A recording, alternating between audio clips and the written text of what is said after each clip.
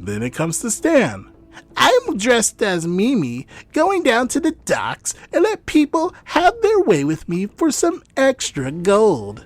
Come again? Shh. Not all my RPG horror stories include Ross. You know, after writing all this, and the more to eventually come, I realized that I must be someone else's RPG horror story. Hey, if you're reading this, and I'm the reason for adding horror to your game, kindly keep that to yourself. No one likes a gossip. Now where was I? Right, I was talking about someone behind their back on the internet. I met Sam through my mutual friends, Eric and Rod, who were/are players in my D&D campaign. I liked Stan from the start. We had similar interests, and he seemed like a cool guy. He even let me borrow Clue and The Thing on DVD, which I never returned because of the preceding events. But they're still his DVDs, and I'll give them back if I ever run into him again and happen to have them on me. So when he asked to join my D&D campaign, I was happy to have him aboard. I want to pause for just a moment and let you know what I like in a PC and what I hate.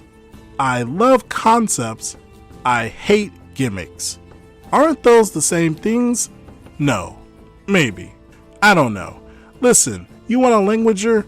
You go find yourself someone with learning. I just say things that feel right. When I say I like concepts, but that I hate gimmicks, what I mean to say is that I love PCs that have an idea at their core, but have an identity that can exist beyond that idea. A gimmick to me is something where no thought had gone into anything other than a super cool, totally rad idea that you just have to do because it would be like totally awesome. I want to play a gnome warrior who's a bit of a Lothario. Sure, I want to play a magic user that was cursed to be a bear, or a really intelligent bear that is a wizard. Either way, I want to be a bear. I want to play a half-orc that thinks he's smarter than he actually is and is obsessed with being a high-ranking Zen. Cool. I want to play a little girl that's possessed by a demon or a spirit or something and is controlling the girl so that she's a warlock even though she's only 12. Hard no. My last character was a were-raven vampire lawful good drow ranger with a velociraptor as a pet. Can I make that? Please leave. All of those are real examples I've encountered, by the way. Now that we understand each other, let's continue. Stan came to me with a concept I still think of as the single biggest missed opportunity for a good character. It was inspired by Leomund's Secret Chest. I want to play a bard who specializes in acting, but is actually a bit of a spy. He has full characters with backstories and personalities already planned, so he can slip into an identity at a moment's notice. His intent was to stuff the chest with a variety of costumes, wigs, and makeup in order to be able to change into a disguise at a moment's notice. Then he came up with something like 30 to 40 different identities. Pierre the haughty chef, Marcus the simple stable hand, Mimi the low-born lady of ill repute, etc. Each identity had a few characteristics listed, and a lot of reused wigs and parts of costumes in order to maximize the space of his tiny chest. He gave the example that if he needed the party to sneak into a castle, boom, Pierre could sneak in first through the kitchen to get the lay of the land. Alright, a little gimmicky, but it has a lot of possibility, and you clearly put a lot of work into this. If you can make it work, go for it. A couple of sessions in, and Stan's bard is having a mixed go of things. Some of his plans have worked, others have not. But the party was in the midst of a dungeon when he joined, so the full breadth of his character hadn't been explored just yet, which is why I was excited for them to go to a major city and get embroiled in heavy role-playing adventure next. So the party has a bit of downtime before they are to meet the Pope of a church. They'd reached an impressive level at this time. They have the evening to themselves. What's everyone doing? Some do this, Some do that. Everyone goes hither and thither. All the typical downtime affair you expect from a party long out of town and whose pockets are bursting with gold. Then it comes to Stan. I'm dressed as Mimi, going down to the docks and let people have their way with me for some extra gold. Come again? I'm going to disguise myself as a lady of the night, go find some soldiers, and charge them gold to have their way with me. You know how someone can say a thing so completely stupid without realizing just how stupid what they're actually saying is? A decade plus on, and I can still vividly remember him actually explaining his plan again as if I had not understood what it is that he wanted to do. Stan, buddy, it wasn't an issue of me not hearing you, I assure you.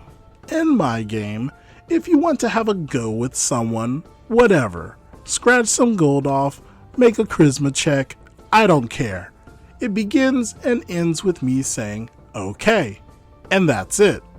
I don't roleplay intercourse. I like intercourse. I like roleplaying. I don't like roleplaying intercourse at my table, especially with my close friends. While I've technically been inside one of them before, the idea of pretending to have intercourse with my friends remains a thing that I am just not too terribly keen on, funnily enough. We're just not that close of friends, I guess. Bully to anyone who has friends that they're that close with. I don't envy you. Stan wants to go on to charge sailors some gold. With all the potential from his concept, his background, and his extreme thought and preparation. This is what he's doing with it all? Fine. Whatever. I say he makes a couple gold. Let's move on. No.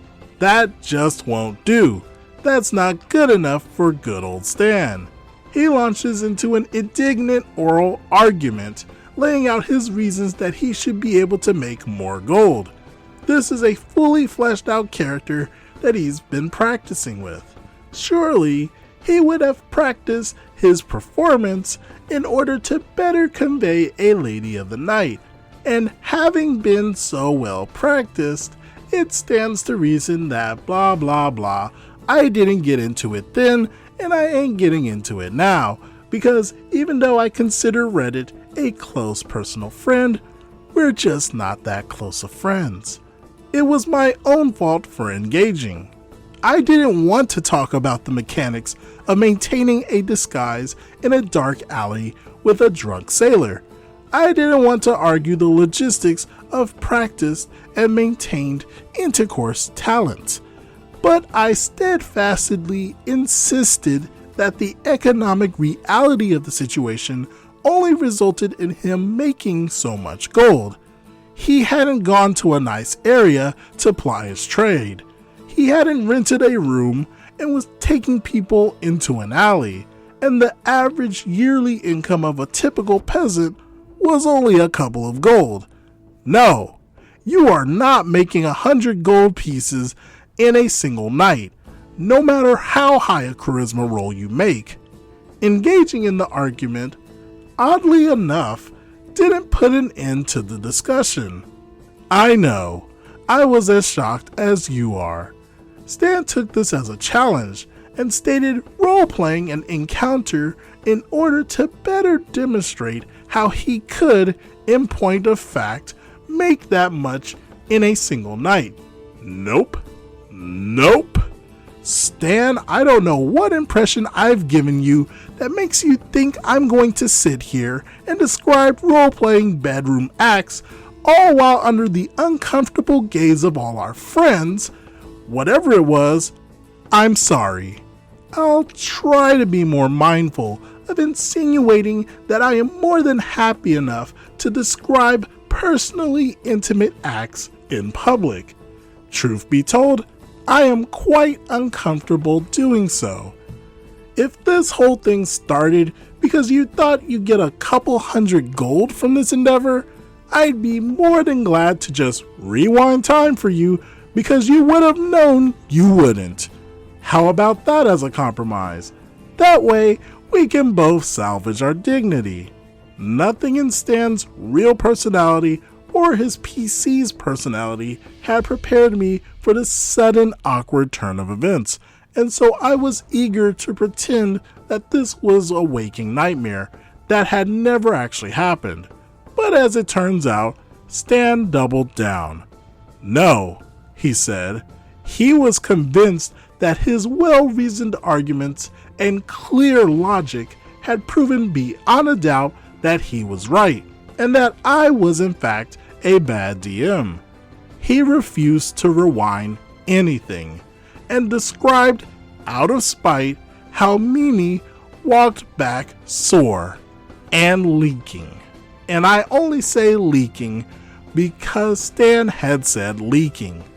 Yes, he described the sorry state of his bard's bottom after a long, hard night of working on the docks in order to make me and everyone else, people who considered him a friend, feel bad because he felt he had been wronged and wanted to rub our faces in it.